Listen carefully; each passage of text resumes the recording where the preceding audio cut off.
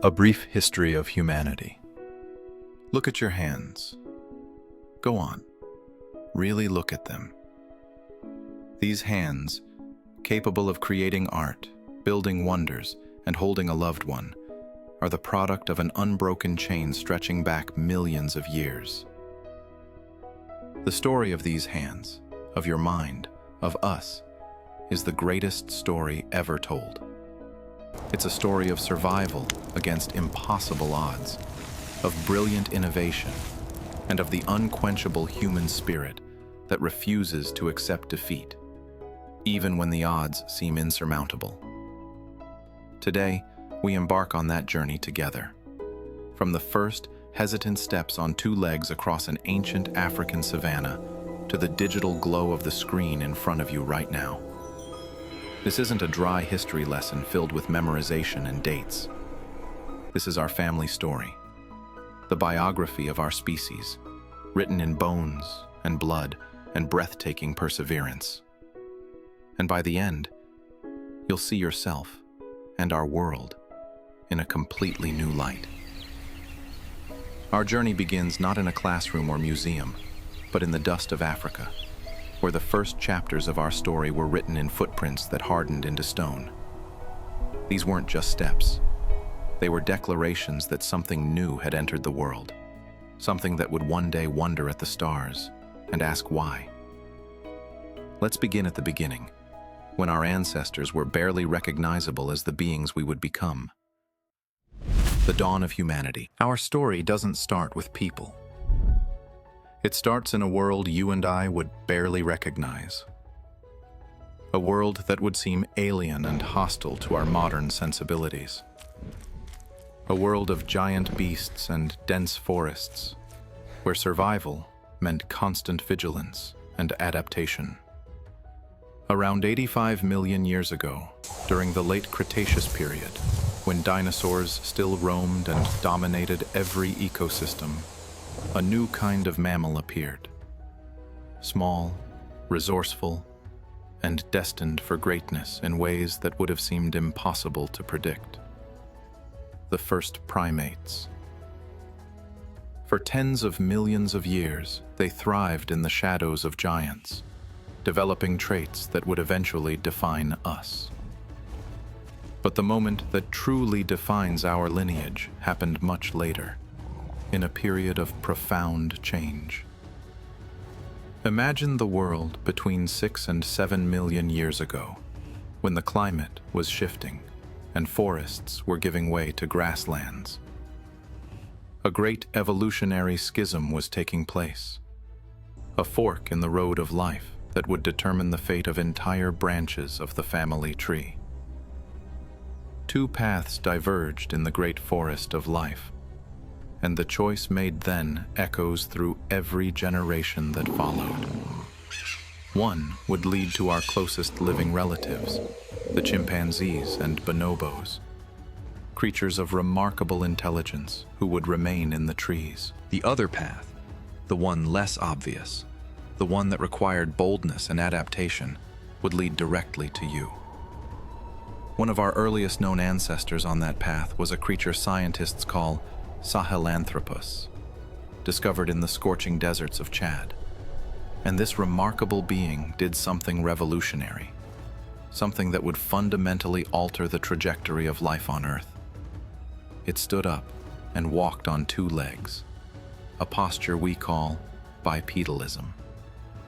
This wasn't just a change in how it moved through the world. It was a declaration of intent, a biological statement that would reverberate through millions of years. It freed our hands to carry food and tools, to gesture and communicate in increasingly complex ways, to create and to shape the world, rather than simply existing within it. Walking upright meant our ancestors could see over tall grasses, spotting both prey and predators from greater distances. It meant they could carry their young more efficiently, allowing for longer periods of infant dependency, and thus more time for learning. It meant their hands, no longer needed for locomotion, could evolve into instruments of incredible precision and dexterity.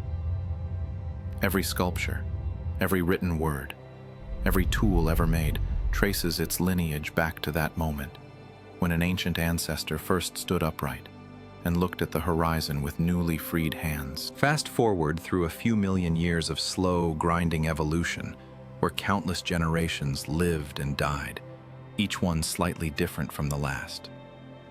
Over 2 million years ago, a new character enters our story in the fossil record of East Africa, Homo habilis, which translates to handyman, and never was a species more aptly named.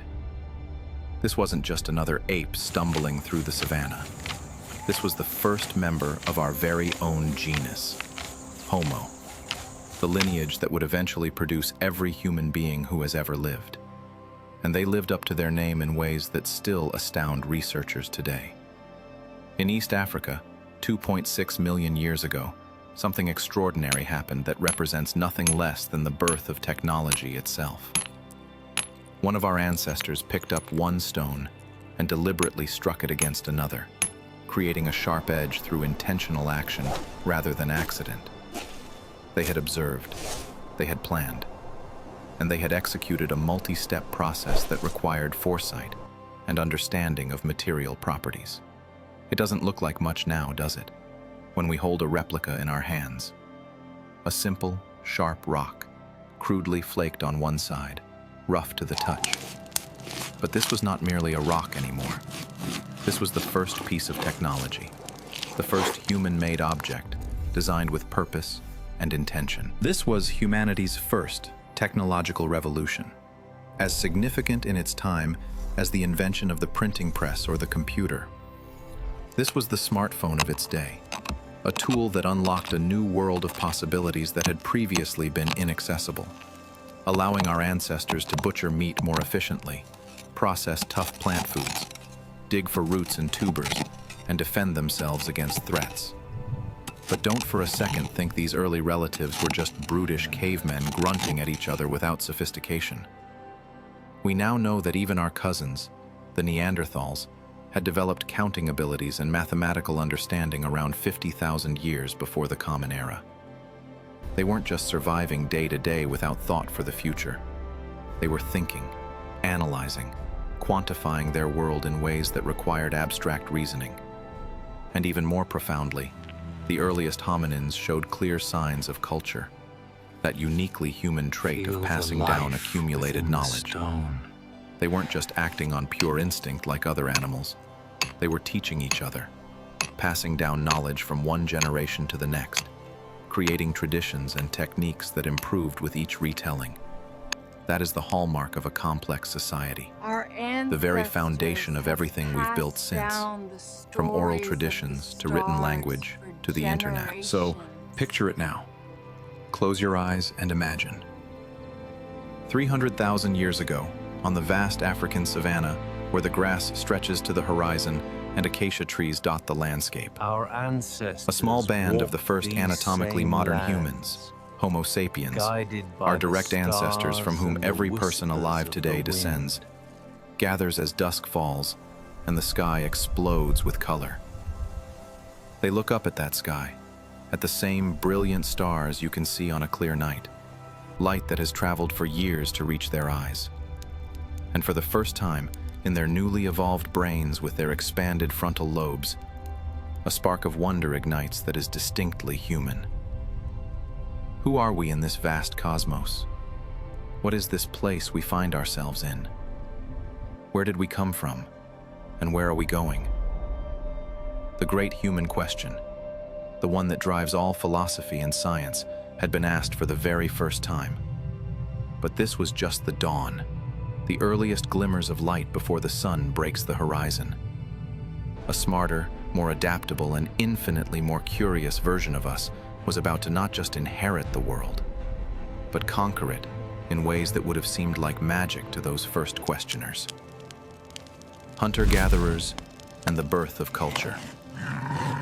Around 300,000 years ago, we arrived in our modern form, the species that would eventually dominate the planet. Homo sapiens, modern humans, the wise man whose wisdom would prove to be both our greatest asset and occasionally our most dangerous liability. not in one single place, but through a fascinating merging of different populations across East and South Africa, a genetic and cultural melting pot that gave us our diversity. As Rick Potts, the director of the Smithsonian's Human Origins program, so beautifully put it in a phrase that captures the essence of our origins. Everyone is African, and yet not from any one part of Africa. Our strength, from the very beginning, was in our diversity, in the mixing of genes and ideas, in the hybrid vigor that comes from different groups meeting and learning from each other. For the next vast stretch of time, measured not in years or decades but in millennia, we were nomads, following ancient pathways. We were hunter-gatherers, living in small, mobile groups of perhaps 20 to 50 individuals, following the herds and the seasons in an endless cycle. And we mastered our environment with two game-changing innovations that separated us from every other species that had ever existed. The first was fire, that dancing orange gift that we alone among all animals learned to control and command.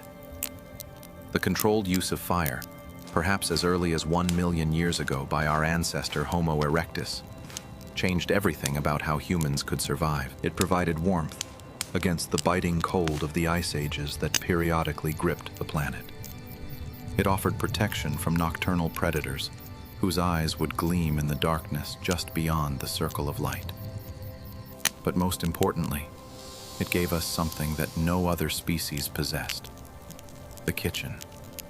The ability to transform raw materials into something more digestible and nutritious. It gave us cooked meat, vegetables that were easier to chew, grains that became palatable. Cooking food makes it easier to digest, breaking down tough plant fibers and denaturing proteins, and unlocks far more calories and nutrients than eating raw food ever could. Many scientists and anthropologists believe this surge of high-quality energy, this sudden abundance of calories that could fuel a hungry brain, is precisely what fueled the dramatic expansion of the human brain over the following millennia. We literally cooked our way to becoming smarter, our brains growing larger and more complex with each generation that had access to cooked food. The second innovation was precision engineering, of a kind that required planning and skill. By 62,000 years before the Common Era, we were no longer just using sharpened sticks and crude stone hammers. We had developed the bow and arrow, with meticulously crafted stone points, each one shaped with care and knowledge of how stone fractures. This was a quantum leap in hunting technology, representing the same kind of revolutionary advance as the development of firearms would millennia later. It allowed us to hunt from a safe distance, with greater safety for the hunter and deadly accuracy against prey. A skilled archer could bring down animals that would have been impossible to approach with a spear, opening up new food sources and new territories. Armed with fire that never went out, advanced tools that grew more sophisticated with each generation, and our ever-growing brains that could plan and imagine and create, we began to do something no species had ever done before. We left home, abandoning the African cradle where our species had been born, for the unknown territories beyond.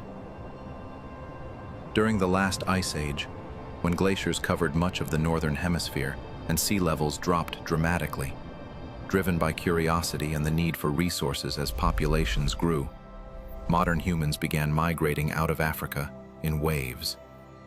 It was the greatest journey ever undertaken by any species, a slow, multi-generational expansion that would eventually see us inhabit every corner of the planet from the Arctic to the tropics. Around 30,000 years before the Common Era, the Cro-Magnon people flourished in Europe, adapting to the cold climate with tailored clothing and sophisticated tools. And in the deep, dark caves of France and Spain, places like Lascaux and Altamira, they did something utterly magical that transcends mere survival. They created art. Not crude scratches, but breathtaking images that still have the power to move us today. Using charcoal from their fires and ground-up minerals mixed with animal fat, they painted images of the animals they hunted on cave walls, hidden deep underground.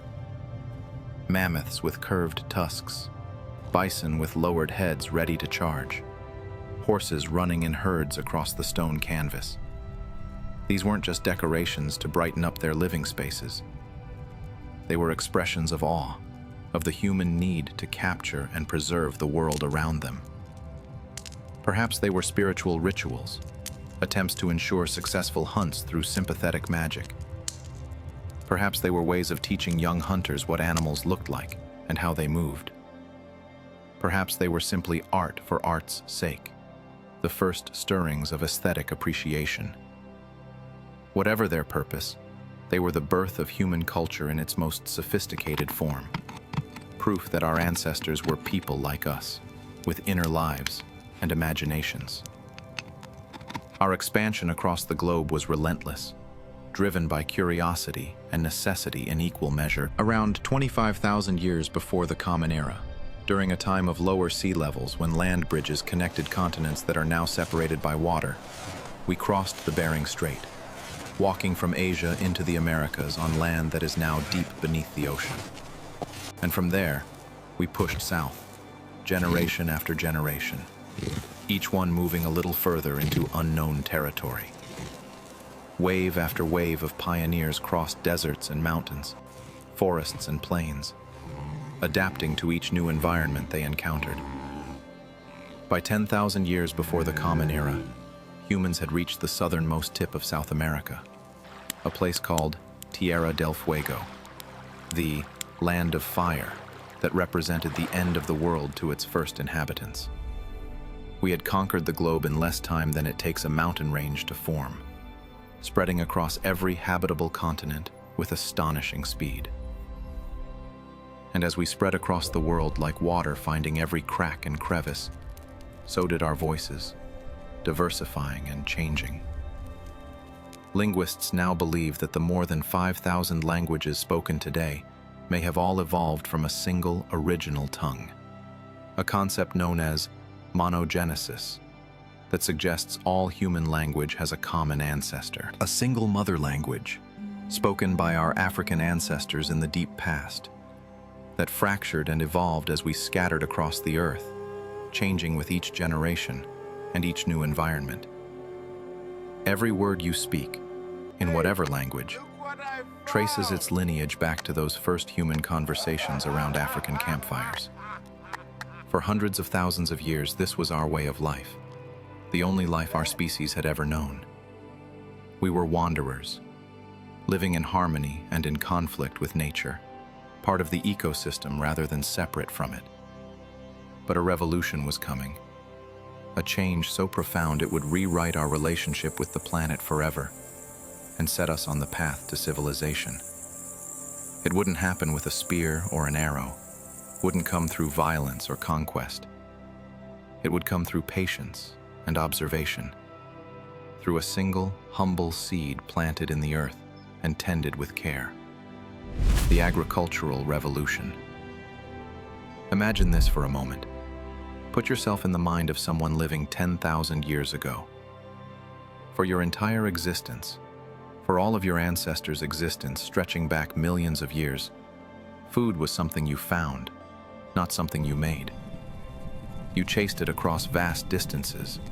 You gathered it from plants you encountered. You followed the herds on their seasonal migrations. Your life was a constant search for the next meal, an endless cycle of hunting and gathering and moving on when resources were exhausted. Then, one day, someone in your tribe does something completely different, something that must have seemed foolish or even crazy. They take a seed from a wild plant. They push it into the earth with deliberate care, and they do something that goes against every instinct honed over millions of years. They wait. They tend to it, watering it and protecting it from animals. They protect it from other hungry humans who might want to eat it before it grows. And they trust, with a faith that seems almost religious, that it will grow and multiply and provide food far into the future. This was the agricultural revolution, the Neolithic revolution, the moment when humanity stopped being part of nature and started trying to control it. It was perhaps the single greatest gamble humanity ever took, trading the freedom of the wandering life for the uncertain promise of future harvests. It began, not all at once in a single moment of inspiration, but in fits and starts across different regions, perhaps as early as 20,000 years ago with the first experimental plantings. But around 8,000 years before the Common Era, in a region we now call the Fertile Crescent in the Middle East, a band of land stretching from the Persian Gulf to the Mediterranean, it truly took hold and became the dominant way of life. We stopped chasing our food across vast landscapes, and for the first time in human history, we began to create it, to manufacture our own sustenance through planned effort. We domesticated crops like barley and wheat, selecting the seeds from the best plants year after year until they became dependent on human cultivation. Wild wheat had seeds that scattered in the wind, but we selected for wheat that held on to its seeds, making it easier to harvest, but unable to reproduce without human help. And we domesticated animals, bringing wolves into our camps where they would eventually become dogs, corralling wild sheep and cattle and pigs until they became tame. We formed a partnership with other species that endures to this day, a mutual dependence that changed both us and them. The very first dogs, like one found in modern-day Idaho, dating back to 8,400 years before the Common Era, became our hunting companions and guards, our first employees who worked for food and affection. We brought cows, sheep, and pigs into our communities, no longer seeing them as prey but as resources to be managed. They provided us with meat when we needed it, milk that could feed children and adults alike, and labor to pull plows and carry loads. We transformed them through selective breeding, making them fatter and more docile, more useful and less dangerous. This shift from hunting to farming was monumental, changing literally everything about how humans lived. It allowed us to do something our hunter-gatherer ancestors could never do, something that would make civilization possible: create a surplus. Food beyond what we needed to survive from day to day. And to store that surplus, to preserve it against times of scarcity, we invented new technologies out of necessity. Around 18,000 years before the Common Era, we created the first clay pottery, vessels fired in kilns to hold our grain and water, protecting them from pests and the elements, and allowing food to be kept for months or even years. Before pottery, storage was almost impossible. But now we could plan for the future in ways that had never been possible. But this new way of life had consequences nobody could have foreseen, unintended effects that would ripple through human society for millennia. We were tied to the land now, unable to simply move on when resources ran low. We built permanent settlements, first small villages of a few families, then towns, then something unprecedented in all of human history. Villages grew, and some became the world's first cities, places where thousands of people lived in close proximity. But staying in one place also meant we were vulnerable in new ways our ancestors had never experienced. We were at the mercy of the weather, of droughts that could wipe out an entire year's harvest, and floods that could destroy fields and homes. And sometimes, the earth itself would turn against us in terrifying displays of power. Around 7,000 years before the Common Era, the ancient city of Jericho, one of the oldest permanent settlements in the world, and home to perhaps a few thousand souls, was completely destroyed by a great earthquake that struck without warning. The walls that had protected the city crumbled, buildings collapsed, and survivors were left to rebuild from ruins. It was a harsh lesson that even with walls and agriculture, humans were not masters of nature. The world itself was changing around us in ways that redrew the very map of human civilization. Around 6,500 years before the Common Era, the glaciers from the last ice age continued to melt, and the rising oceans and seas cut England off from mainland Europe, creating the English Channel, where there had once been dry land. The map of our world was being redrawn by forces beyond human control. and populations that had once been connected found themselves isolated on islands. Farming changed our diet fundamentally, giving us more calories but less nutritional diversity than our hunter-gatherer ancestors had enjoyed. It changed our bodies, making us shorter and less robust as our diet became dominated by grains. It changed our societies, creating concepts of property and ownership that had been meaningless to nomadic peoples. It led to population booms, as farming could support far more people per square mile than hunting and gathering ever could. But it also led to new challenges that humanity had never faced before. Diseases that could spread easily in crowded settlements where people lived in close quarters with their animals. Social hierarchies between those who owned land and those who didn't, and organized warfare over resources and territory. With full granaries and permanent homes that couldn't be simply abandoned, something new became possible in human society. We had time, that most precious of all resources.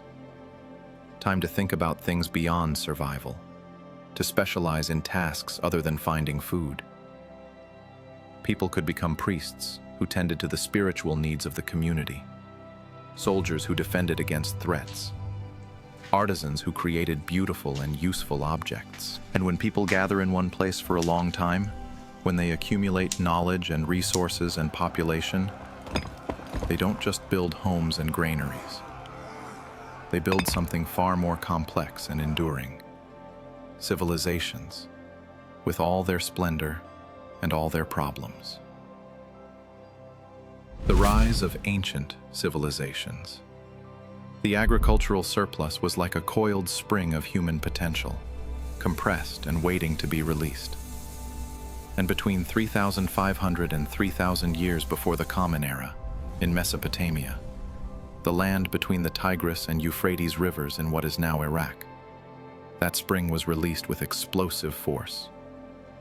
Here, in this region of scorching summers and unpredictable rainfall, the world's first true civilizations were born, forged by the Sumerians, a people whose origins remain mysterious. Cities with names that echo through eternity, names that still carry the weight of ages, rose from the fertile mud. Eridu, believed to be the first city ever built by humans, a place of temples and innovation. Whose ziggurat still stands as a testament to ancient ambition. Lagash, a center of learning and law. At the heart of each city stood a massive temple tower, a ziggurat that dominated the skyline, reaching for the heavens in step pyramids of mud brick. These were testaments to their gods, to the divine forces they believed controlled the rivers and the rains, and to their own ambition to bridge the gap between earth and heaven. But building and sustaining a city in such a challenging environment required immense organization, cooperation on a scale humanity had never attempted before. The Sumerian irrigation systems, a marvel of engineering that turned arid land into a breadbasket capable of feeding tens of thousands, demanded unprecedented cooperation among people who might otherwise have been rivals. You couldn't just have one farmer digging a ditch for his own field. Thousands had to work together to dig canals that stretched for miles, to build dikes and control gates, to maintain the system year after year. And this collective effort gave birth to a new idea, one that would shape human society forever. Government. Organized authority that could coordinate large groups and enforce decisions. Laws were created to manage resources, to settle disputes between neighbors and between cities, and to organize labor for public projects. The first legal codes, like the later Code of Hammurabi, were written not to grant freedom in any modern sense, but to manage the complex machinery of society, to keep the gears turning smoothly. Collective projects had birthed collective authority, and with it came bureaucracy and hierarchy. This explosion of complexity, this sudden leap from villages to cities, demanded new technologies to manage information and resources. Between 4,000 and 3,000 years before the Common Era, we entered the Bronze Age, learning to mix copper and tin in precise proportions to create a metal alloy that was harder and more durable than anything that had come before. Bronze changed warfare, making swords and spears that could hold an edge better than stone. It changed farming, with tools that could be resharpened rather than discarded. It changed art, allowing for detailed sculptures and jewelry. Around 1,000 years before the Common Era, we would master iron, a metal that was cheaper and more abundant than bronze, truly democratizing technology and ending the Bronze Age monopolies. And around 4,000 years before the Common Era, in Mesopotamia, someone had a truly revolutionary idea that would transform human transportation forever. They invented the wheel, that seemingly simple circular tool that is actually quite complex in its engineering. But here's a fact that might surprise you, that challenges our assumptions about ancient priorities. It wasn't invented for transportation, for chariots or carts. The first wheels were used by potters to spin clay more evenly and quickly, creating perfectly round vessels that would have been impossible to make by hand. The chariot would come later, an obvious application that somehow wasn't the first. The initial application of this world-changing invention, this tool that would revolutionize trade and warfare, was simply to make better bowls. Civilization wasn't just happening in Mesopotamia, isolated and alone. Along the Nile River in Egypt, another great civilization was rising, building pyramids that still stand as wonders of engineering. In the Indus Valley of modern Pakistan and India, cities like Mohenjo-Daro and Harappa were planned with incredible precision, with grid layouts and sophisticated plumbing. And far to the east, in the valleys of the Yellow and Yangtze rivers, the foundations of Chinese civilization were being laid by the Shang and Zhou dynasties. The Great Wall of China, one of humanity's most staggering construction projects, stretching thousands of miles across mountains and deserts, began in 214 years before the Common Era, and was completed just 10 years later, under the rule of Emperor Qin Shi Huang. The speed of construction required forced labor on a massive scale, with hundreds of thousands of workers toiling for years. And in 221 years before the Common Era, China was unified under its first emperor, Shi Huangdi, who standardized weights and measures, currency, and even the written language. These early civilizations were hubs of trade and ideas, connected by networks of roads and sea routes. The Phoenicians, brilliant sailors and merchants from the coast of modern Lebanon, created an alphabet that was simple, elegant, and efficient, stripping away the hundreds of symbols used by earlier writing systems. It became the basis for the Greek and later the Latin scripts, the very letters being used to write this script today. They used it for trade, a practical tool for a practical people who needed to keep track of shipments and debts. But they gave the world the gift of literacy that would spread across continents. And these ancient peoples were not so different from us, not alien beings with incomprehensible values. On a 4,000-year-old clay tablet, written in cuneiform script pressed into wet clay, the Sumerians wrote down the world's oldest surviving recipe. And it was for beer, a barley-based brew. They enjoyed alcohol in celebration and daily life, just as we do today. The Babylonians, meticulous astronomers who watched the night sky with dedication, looked to the heavens and saw 7 celestial bodies visible to the naked eye: the sun, the moon, Mercury, Venus, Mars, Jupiter, and Saturn. And based on these 7 sacred bodies, each one representing a god in their pantheon, they invented the 7-day week that still governs our lives. A rhythm of life created thousands of years ago that you are still living today, every time you wait for the weekend. And in a tantalizing glimpse of technologies that wouldn't be fully developed for millennia, the ancient Greeks created what they called automatons, early robots that were intricate mechanical devices that could perform simple tasks. The most famous of these, the Antikythera mechanism discovered in a shipwreck off the coast of Greece, was an astonishingly complex astronomical calculator that could predict eclipses and track the movements of planets with stunning accuracy. From mud bricks and barley fields, from nothing but human ingenuity and cooperation, we had built empires that spanned continents. We had invented laws to govern ourselves, writing to record our deeds, and the weekend to rest from our labors. But the age of empires was just beginning, and the greatest were yet to come. Next, two civilizations would rise that would not just build cities and conquer territories, but would forge the very intellectual foundations of the Western world, creating philosophies and systems of government that still shape our thinking today. Classical Antiquity. Welcome to the age of marble and mind, when stone became philosophy and questions became more important than answers. An era, from roughly 500 years before the Common Era to 500 years of the Common Era, spanning 1,000 years, where the questions shifted from how do we survive to how should we live, from mere existence to ethics and meaning. Our journey takes us to the sun-drenched shores of the Mediterranean, where the sea connects 3 continents and cultures blend. First, to the city of Athens, the jewel of Greece. Imagine standing in the agora, the bustling marketplace that was the heart of civic life, with the massive columns of the Parthenon rising against a brilliant blue sky above you.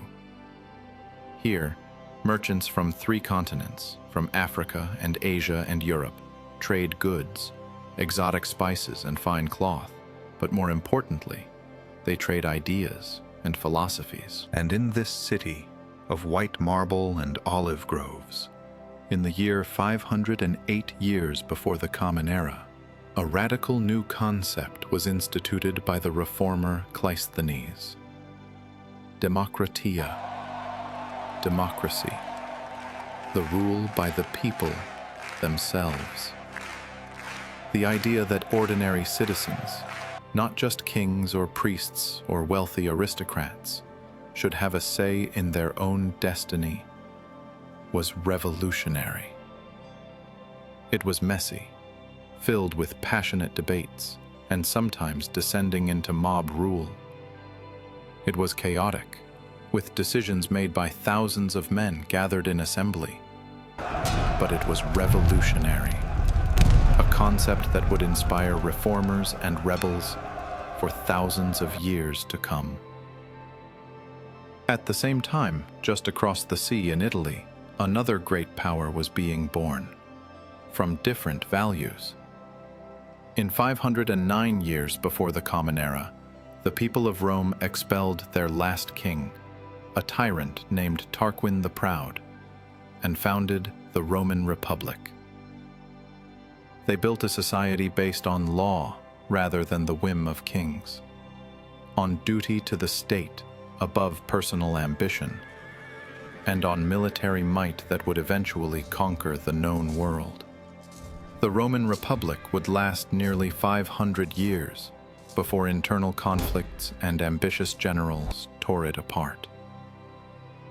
This was an age of giants, of individuals whose names still resonate through history. In 332 years before the Common Era, Alexander the Great, a young Macedonian king who was a student of the philosopher Aristotle, swept through the ancient world like a wildfire.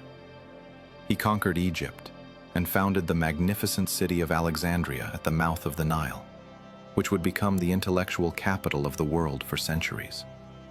Its library, containing hundreds of thousands of scrolls, became home to the greatest collection of knowledge in antiquity, a repository of learning that drew scholars from across the known world. Centuries later, Julius Caesar, a brilliant general and ruthless politician who understood power better than perhaps anyone before him, would conquer France in 50 years before the Common Era, bringing Celtic Gaul under Roman control.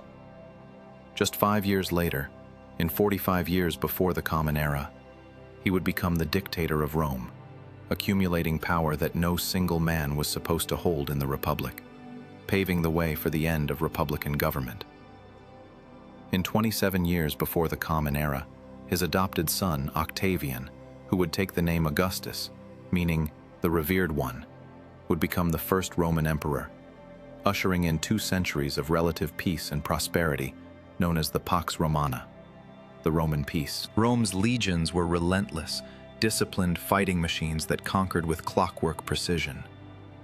In 63 years before the Common Era, they captured Judea, bringing a fiercely independent Jewish people under their control, imposing Roman governors and Roman taxes. This act would have profound consequences, setting the stage for religious tensions and the birth of a new world religion that would eventually supplant the Roman gods. And in 141 years before the Common Era, after years of struggle against the Seleucid Empire, the Jewish people had briefly tasted independence, liberating Jerusalem from foreign control, a moment of triumph in a long history of resilience and persecution. But this era wasn't just about war and conquest, about legions marching and cities falling. It was about an explosion in human thought, an intellectual revolution as important as any military one. Even before this period, between 25,000 years before the Common Era and 518 years before the Common Era, spanning most of human history, humans had already laid the groundwork, developing geometric designs, arithmetic that could handle large numbers, and even Pythagorean mathematics with its elegant theorems. This classical age built upon that foundation, giving us philosophy that asked fundamental questions about existence, drama that explored human nature, history that recorded deeds for posterity, and engineering on a scale never before seen. The Romans were master builders whose constructions still stand after 2,000 years. They gave us concrete that could set underwater, aqueducts that carried water for miles across valleys and mountains with precise gradients, and a network of roads that stitched their vast empire together like thread through fabric. Many of those roads are still in use today, buried beneath modern pavement, but following the same routes Roman engineers surveyed millennia ago. They fought brutal conflicts like the Punic Wars against Hannibal and his elephants, epic struggles that lasted decades and reshaped the entire balance of power in the ancient world, determining whether Rome or Carthage would dominate the Mediterranean. The classical world gave us our language, with Latin and Greek roots still forming the basis of scientific and legal terminology. It gave us our laws, with Roman legal principles still embedded in modern legal systems. It gave us our architecture, with columns and domes that are still copied today. And it gave us our ideals of citizenship and civic duty. The idea that we have responsibilities to our communities beyond our own interests. But all empires, no matter how mighty they seem at their peak, eventually fall to internal decay and external pressure. As Rome began to crumble from within, weakened by corruption and civil war, and from without, assaulted by migrating peoples the Romans called barbarians, a new era was dawning in Europe. An era that has been unfairly labeled for 1,000 years as dark, as if nothing of value happened between the fall of Rome and the Renaissance. The Middle Ages. When we hear the phrase, the Middle Ages, what comes to mind? Probably knights in shining armor riding to jousts, gloomy castles perched on hills, and a world plunged into darkness and superstition after the fall of enlightened Rome. And for about 1,000 years of European history, from roughly 500 to 1,500 years of the Common Era, life was certainly different from both what came before and what would come after. Books, for example, were incredibly rare and precious, worth more than their weight in gold. Each one had to be copied by hand, a painstaking process often undertaken by monks working by candlelight in cold monasteries, copying texts they sometimes didn't even understand. Sometimes, tired and bleary-eyed, they made mistakes that would be copied into subsequent versions. One famous error produced what's now called the Infernal Bible, where a single, crucial word was omitted from the Ten Commandments, making it read in English translation, "Thou shalt kill," rather than "Thou shalt not kill." A terrifying, yet fascinating human error that must have caused considerable alarm when discovered. Daily life was rough by our standards, lacking amenities we take for granted. Forks were almost unknown in England until the 16th century, seen as an odd foreign affectation. People ate with knives to cut their meat, spoons to eat soups and porridges, and their fingers for everything else. It was a world of simple and often strange by our standards, customs that seem almost deliberately primitive. But to call this era the Dark Ages is to miss the fascinating and, frankly, bizarre reality of medieval life. This period was anything but boring or stagnant. In fact, it was a time of surprising innovation in agriculture and architecture, and jaw-dropping absurdity in law and custom.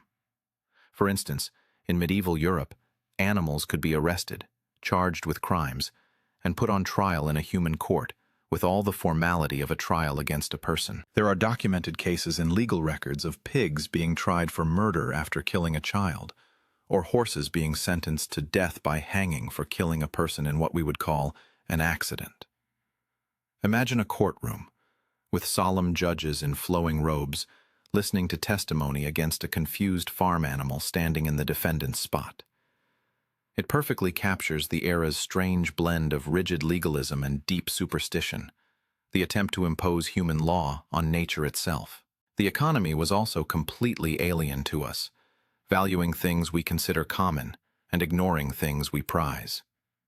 Salt, a common staple on our tables that we use without thinking, was so valuable it was sometimes called white gold, used as currency to pay soldiers, giving us the word salary. But pepper and sugar were even more expensive, worth more by weight than actual gold, making them luxury items only the wealthy could afford. In the 14th century, a simple metal needle was more valuable than a diamond of equivalent weight. A wealthy lady might own only 6 needles her entire life, guarding them as precious possessions. And in some parts of medieval England, if you didn't have coins, you could pay your rent in eels. Yes, actual slippery fish. Eels were sometimes used as currency in marshy regions where they were abundant, with rents specified as a certain number of eels per year. The laws could be incredibly harsh, reflecting values that seem incomprehensible to us. In one of the most bizarre legal statutes, the corpses of people who had committed suicide were sentenced to death in a macabre parody of justice. Their lifeless bodies were subjected to public punishment, hanged again, quartered, or burned at the stake, as a warning to others who might consider taking their own lives. Suicide was considered a crime against God and the state, a theft of a life that didn't belong to the individual. Even our language carries echoes from this time, words we use without understanding their medieval origins. The term old codgers to describe elderly men comes from elderly servants called codgers, who had the job of carrying the king's hunting birds, the valuable falcons, on a wooden frame called a codge. These men would walk behind the king during hunts, caring for the birds that were symbols of royal power. And it wasn't all superstition and backward thinking.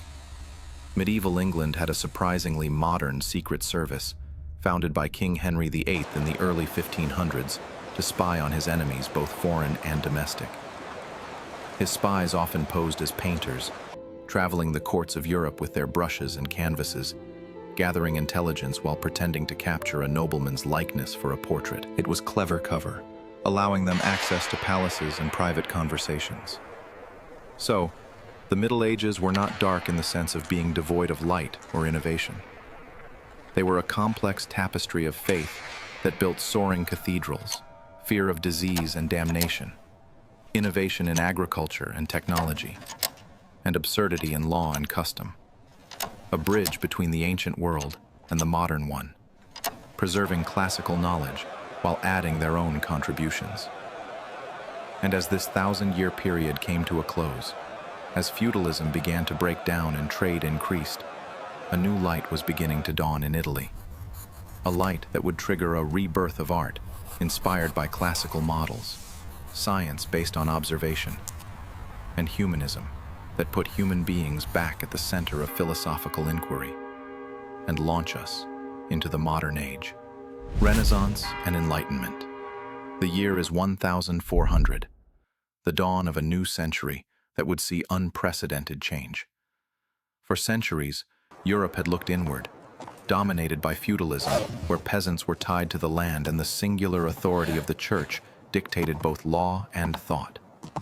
But now, in the bustling city-states of Italy, particularly Florence with its banks and merchant guilds, a new way of thinking was taking hold, like a fire catching in dry wood. 15,000. This was the Renaissance, the rebirth, a term coined by later historians to describe this flowering of culture.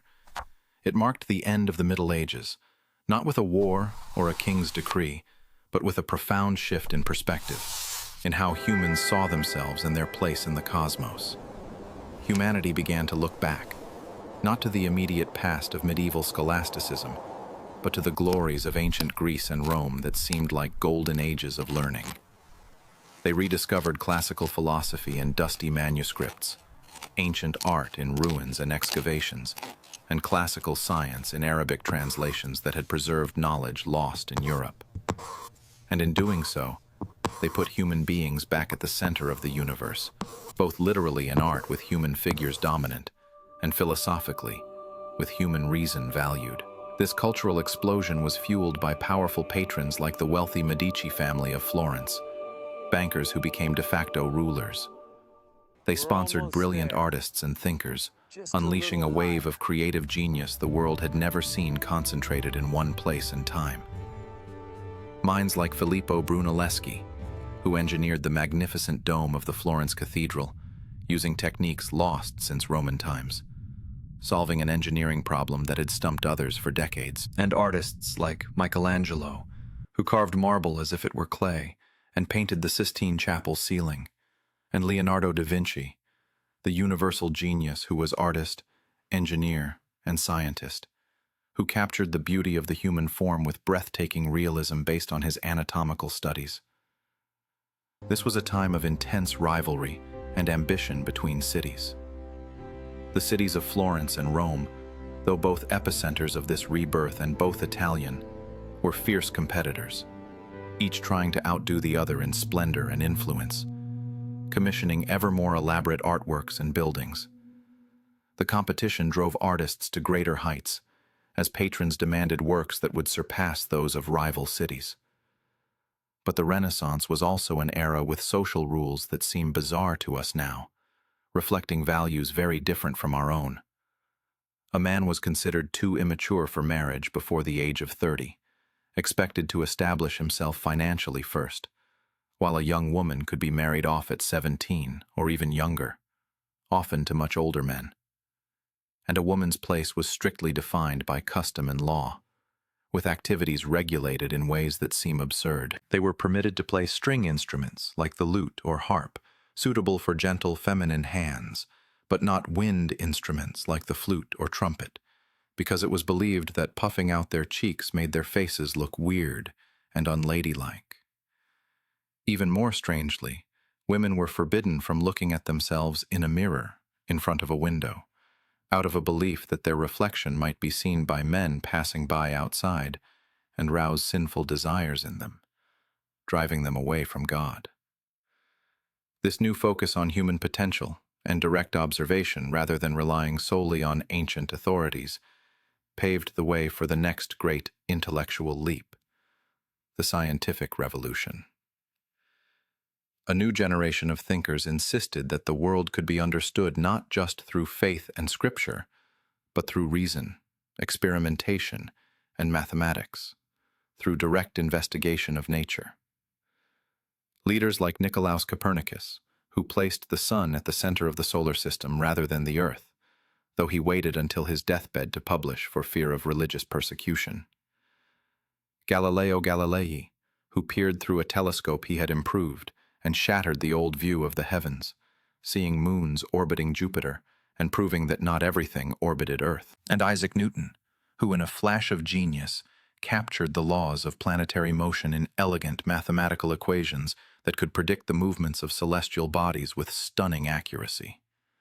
Newton's work, published in his Principia Mathematica, created a huge boost in confidence, a sense that the human mind was capable of understanding the deepest secrets of the universe through reason alone. This confidence in human reason blossomed into the Enlightenment, a period in the 17th and 18th centuries where reason was championed as the ultimate guide to knowledge and society, where old authorities were questioned. French thinkers known as the philosophes, including Voltaire and Rousseau and Diderot, produced the monumental Encyclopédie, an attempt to catalog all human knowledge. Directed by Denis Diderot, with contributions from leading thinkers, it was published in 17 volumes of text between 1751 and 1765, with additional volumes of illustrations.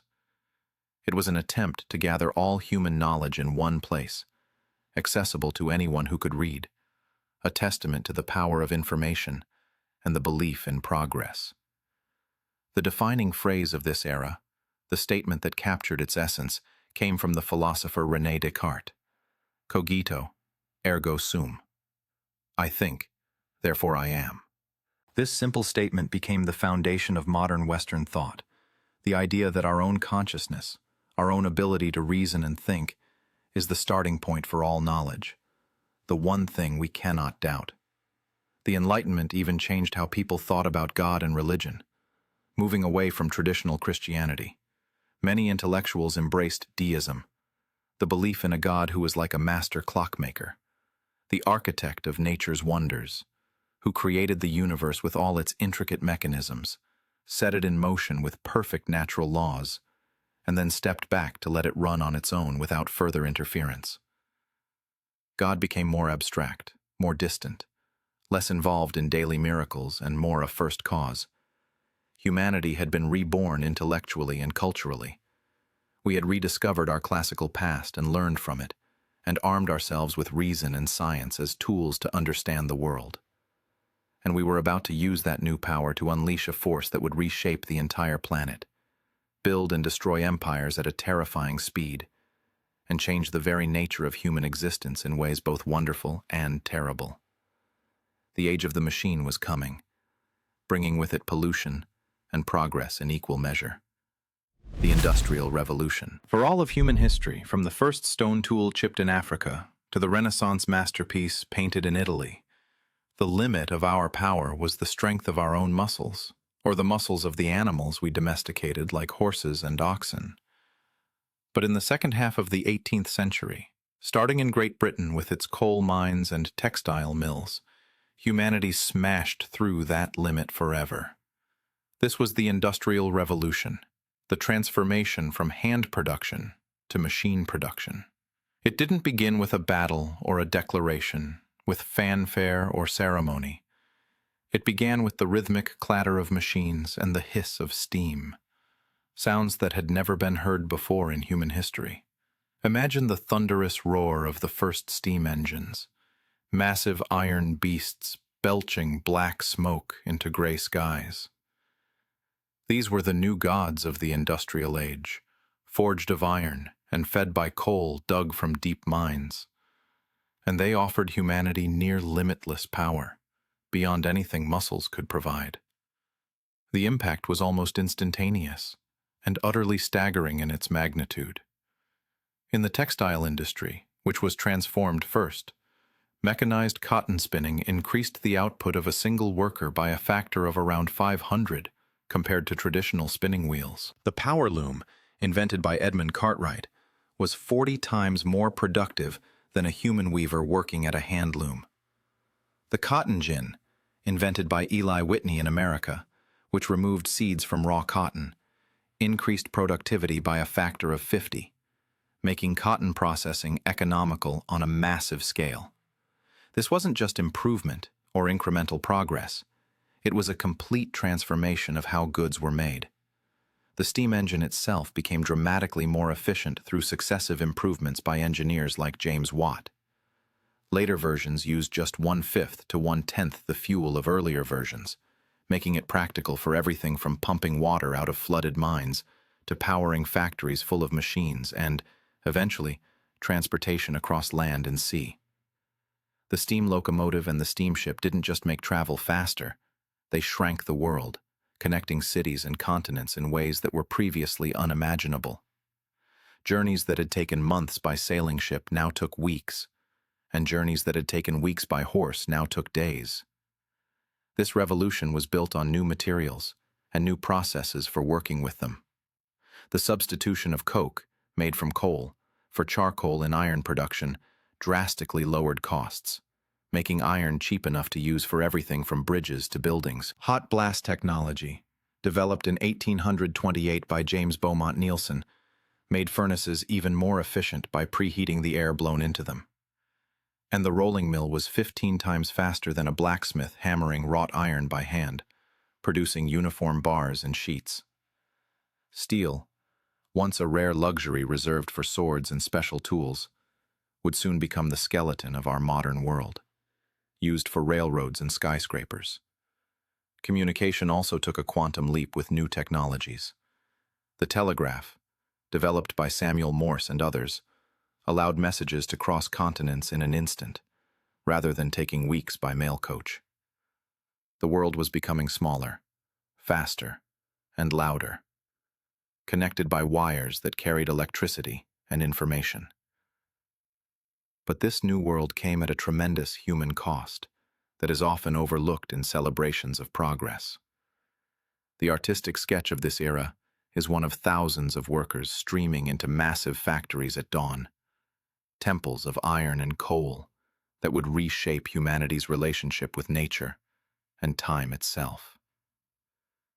People's lives were no longer governed by the sun and the seasons, the natural rhythms that had regulated human activity for millennia, but by the factory whistle and the relentless pace of the machine that never tired. Workers who were once skilled craftsmen working with hand tools at their own pace now acquired new and distinctive skills, as the sources delicately put it.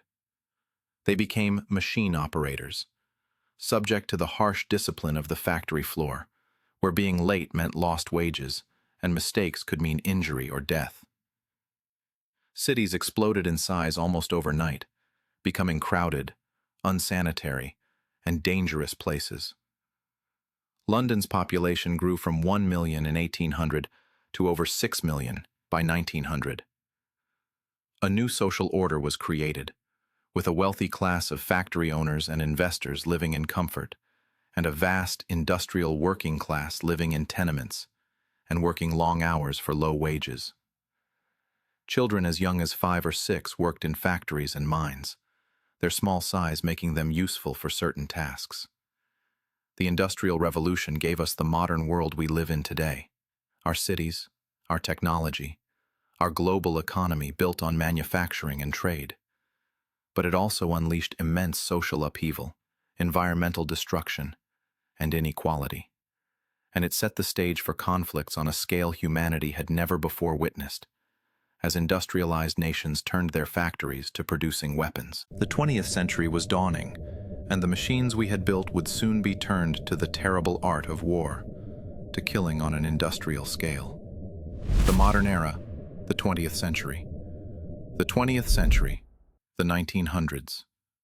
100 years of staggering contradictions that defy easy summary. It was the century of flight, when humans finally achieved the ancient dream of soaring like birds, and the atomic bomb, when we created weapons that could destroy entire cities in an instant. The century of antibiotics that saved millions from diseases that had killed since the dawn of time, and poison gas that choked soldiers in trenches. It was the bloodiest century in human history, with wars that killed tens of millions. And yet, it was also the century that saw unprecedented advances in science, medicine, and human rights. The new industrial powers of the world turned their machinery of production into machinery of death with terrifying efficiency. This led to 2 devastating world wars that engulfed the entire planet.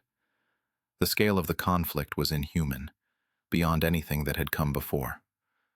The Battle of Stalingrad, which ended on February 2, 1943, resulted in over 2 million casualties, soldiers and civilians, killed, wounded, or captured. It was a turning point in World War II, marking the beginning of the German army's retreat from the Eastern Front, a slow withdrawal that would end in Berlin. On the other side of Europe, the D-Day landings in Normandy on June 6, 1944, were the largest amphibious invasion in history, with over 150,000 Allied troops landing on French beaches. It was the beginning of the end for Nazi Germany, opening a second front that would crush them between two advancing armies. Even the buildings reflected the scale of the conflict and the organization required. The Pentagon, the symbol of American military might and the headquarters of the Department of Defense, was completed on January 15, 1943, becoming the world's largest office building. Its five-sided design was revolutionary, allowing for efficient movement of personnel and information. But even in the midst of war, innovation continued in unexpected ways. In New York City, on May 15, 1943, the American Broadcasting Company, ABC, was founded as a radio network that would later become a television powerhouse. And on June 1, 1944, the first operational electronic computer, Colossus, came online in Britain, used to break German codes and read encrypted messages. This was the dawn of the information age, born in the crucible of war from the need to process information faster than human minds could. After the Second World War ended in 1945 with the surrender of Japan, the world did not find peace as many had hoped. Instead, it was split in two, divided by ideology, and locked in a tense 40-year standoff known as the Cold War. It was a battle of ideologies that shaped every aspect of life. The capitalist West, led by the United States and emphasizing democracy and free markets, against the communist East, led by the Soviet Union and emphasizing state control and collective ownership. As Winston Churchill famously declared in a speech in 1946, an iron curtain had descended across Europe, dividing it into two hostile camps. In response to the Soviet threat and the expansion of communism in Eastern Europe, 12 Western nations formed NATO, the North Atlantic Treaty Organization, in 1949, a military alliance that defined the geopolitical landscape for decades. The ideological struggle seeped into every aspect of life, even seemingly trivial matters. In America, Congress added the words, "under God," to the Pledge of Allegiance in 1954, to symbolize resistance to what they saw as atheistic communism. The quintessential symbol of this division was the Berlin Wall, a stark, concrete barrier built in 1961 that tore a city, and symbolically the world, in two. The Cold War remained cold in the sense that it never became hot, because the two superpowers never engaged in a major direct conflict on each other's territory. They knew that a war fought with nuclear weapons would mean mutually assured destruction, a concept abbreviated as MAD, which kept both sides in check. But they fought brutal proxy wars across the globe, in Korea from 1950 to 1953, in Vietnam throughout the 1960s and early 70s, and in Afghanistan in the 1980s, using other nations as battlegrounds for their ideological conflict. The world came terrifyingly close to nuclear annihilation during the Cuban Missile Crisis in October 1962. For 13 days, the world held its breath as the United States and Soviet Union faced off over Soviet missiles placed in Cuba. The White House, trying to keep the initial meetings secret to avoid panic, told the press that President Kennedy simply had a cold and was resting. We now know from declassified documents that, while the United States estimated there were 8,000 Russian troops in Cuba, the real number was over 40,000, with tactical nuclear weapons that local commanders could use. And the world may have been saved by one man whose name deserves to be known by everyone: a Soviet submarine officer named Vasily Alexandrovich Arkhipov. When his submarine was being depth-charged by the United States Navy, isolated underwater without communication and believing war might have started, two of his senior officers wanted to launch a nuclear torpedo that could have started World War III. Arkhipov refused to give his authorization, which was required for the launch, a single act of defiance and cool-headedness that almost certainly prevented nuclear war. The Cold War was also an era of bizarre plots and unintended consequences that seem absurd in hindsight. The CIA, the Central Intelligence Agency, at one point seriously considered planting explosive seashells in an area where Fidel Castro went swimming, hoping to assassinate him with booby-trapped shells. And in a twist of historical irony that shows how unpredictable innovation can be, a 1960s project by DARPA, the Defense Advanced Research Projects Agency, to create a decentralized communication network that could survive a nuclear attack by routing around destroyed nodes, ultimately led to the development of the Internet. The tool of connection you are using right now, the network that links billions of people, was born from the fear of annihilation and military funding. When the Berlin Wall finally fell in November 1989, with jubilant crowds tearing it down with hammers and bare hands, it symbolized the end of an era. The 20th century, born in industrial fire and forged in global conflict, was coming to a close. A new century, and a new kind of world, connected by invisible networks, awaited humanity. The contemporary world, and so we arrive in our own time, the 21st century, the era we are living through right now. An era defined by a revolution as profound as the agricultural and industrial ones that came before it. The digital revolution, the transformation of information into the dominant force in our economy. For the first time in our 300,000-year history as a species, a significant portion of humanity is connected to a single, global network that spans continents and oceans. Billions of us, linked through invisible networks of light traveling through fiber optic cables and electricity pulsing through wires, and radio waves carrying data through the air. Our collective knowledge, the sum total of everything we've ever learned, from ancient philosophy to cutting-edge science, is accessible instantly from a device you can hold in your hand. A smartphone that has more computing power than the computers that sent astronauts to the moon. It's a planetary nervous system that our ancestors could never have imagined, something that would have seemed like magic or divine power, yet one we now cannot imagine living without. This global interconnectedness has fundamentally transformed how we work, with people collaborating across continents in real time. How we communicate, sending messages that arrive instantly rather than taking days or weeks. How we fall in love, with dating apps and online connections replacing traditional matchmaking.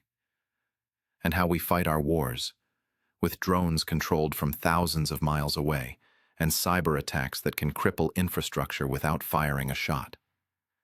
It has collapsed distance, making geography less relevant than ever before, and accelerated the pace of change to a dizzying speed, where innovations become obsolete within years. We, modern humans, are still evolving in real time, not just biologically, over long millennia as our ancestors did, which is too slow to observe in a lifetime, but culturally and technologically, adapting to rapidly changing conditions we ourselves have created. We face challenges on a scale our ancestors never did, problems that require global cooperation. Climate change and environmental degradation are not local problems that can be solved by one community or nation. They are global threats that require a new level of global cooperation and coordination. They represent the new frontier for human problem solving, testing whether we can work together on a planetary scale. Our modern world is a paradox filled with contradictions.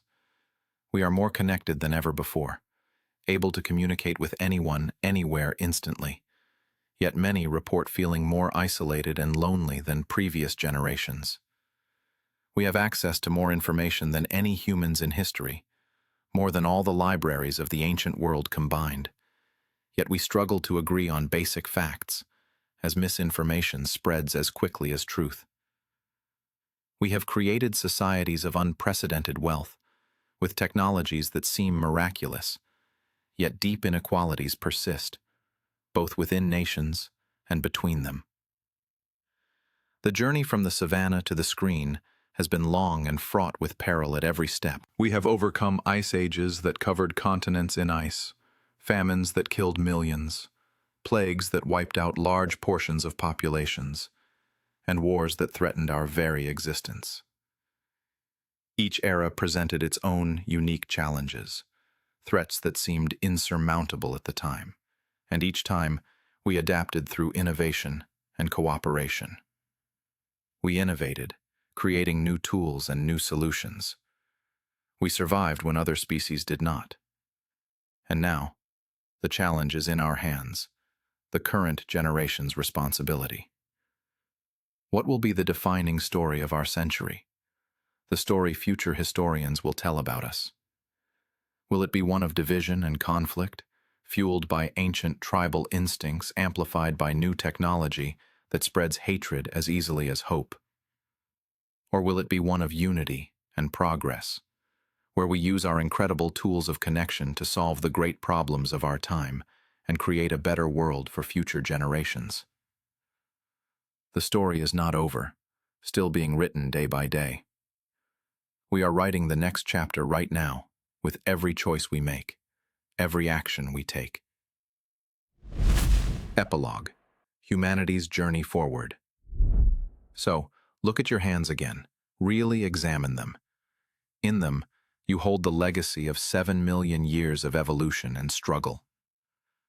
The legacy of the first ancestor who dared to stand upright on 2 legs and look at the horizon. The legacy of the first toolmaker who saw a rock not as a rock but as a tool waiting to be made. The legacy of the first artist who painted on cave walls in the flickering firelight. The legacy of the first farmer who planted a seed and waited for it to grow.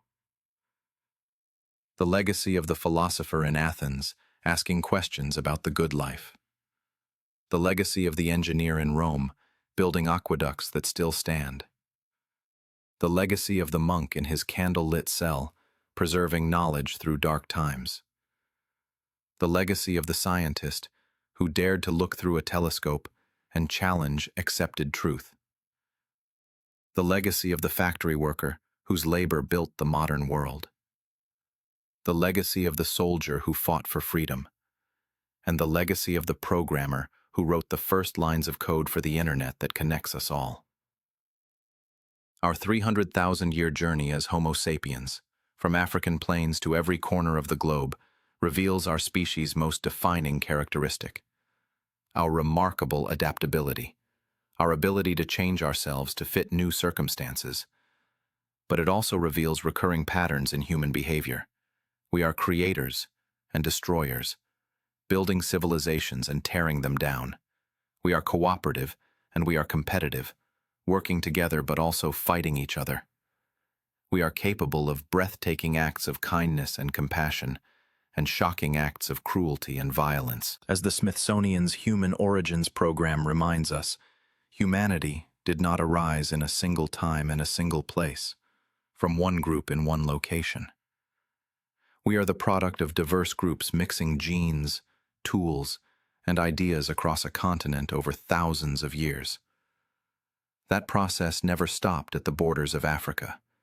It simply went global, spreading across the entire world. The history of humanity is not merely a chronicle of dates and events to be memorized. It is the story of a species constantly striving, constantly innovating, constantly adapting to new challenges and new environments. It is a story of conflict and cooperation, of failure and redemption, of setbacks and comebacks. It is our story, the story of every human being who has ever lived, and it continues to unfold with each passing day, with every choice we make, every action we take, every word we speak. The future is not predetermined or written in stone. It will be shaped by the choices we make today, by whether we learn from the mistakes of our ancestors or repeat them. The tools in our hands are more powerful than ever before, capable of solving problems or creating new ones. The question is not whether we have the ability to shape the future, but whether we have the wisdom to shape it well. We stand at a crossroads, as every generation has in its own way. The challenges are different, but the fundamental question remains the same. What kind of world do we want to create for those who come after us? Our ancestors faced their challenges and overcame them, passing the torch to the next generation. Now that torch is in our hands, and future generations will judge us by what we do with it. The story of humanity is far from over. In fact, the most important chapters may still be unwritten. We have traveled so far from those first footsteps in Africa, but the journey continues. Every sunrise brings new challenges and new opportunities. Every generation adds its own chapter to the great story of our species. And your chapter, the one you are writing right now with your life, matters more than you might think. So carry that legacy forward with pride and with responsibility. Remember where you came from, the long chain of ancestors who survived so you could exist. Remember what humans are capable of at our best, the art and science and compassion that define us. And strive to be worthy of the legacy you carry, to add something positive to the great human story. The future is calling, and it needs all of us to answer. 1.